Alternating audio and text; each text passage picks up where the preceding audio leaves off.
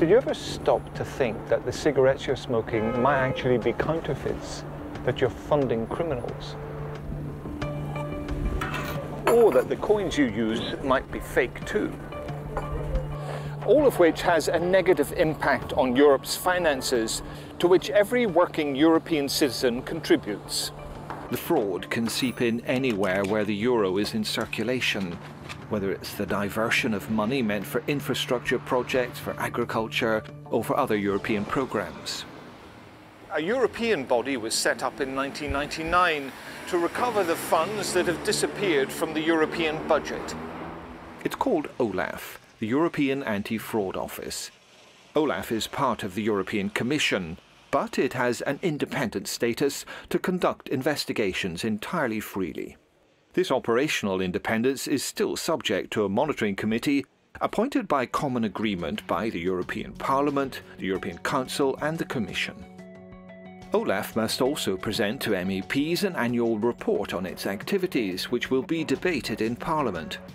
OLAF therefore ensures that European taxpayers' money is used in accordance with its original purpose. Around 400 people work for OLAF, half of whom are investigators. They all have investigative experience in their countries, in customs, in criminal investigations, or they're former prosecutors and lawyers. This is the case of the Director General of OLAF. I've been for more than 15 years public prosecutor in Italy. I dealt with economic crimes, corruption crimes, mafia crimes in some different cities in Italy. But to open an investigation, OLAF must first receive an allegation, either from European citizens or from European institutions. In 2014, for example, OLAF received more than 1,400 such allegations. Almost 40% of these concern structural funds. These are the European funds dedicated to regional policy, which aims to reduce the development gap between Europe's richer and poorer countries. OLAF then concerns itself with centralised spending, foreign aid, agricultural funds, customs, the marketplace, and to a lesser extent, tobacco and counterfeit items.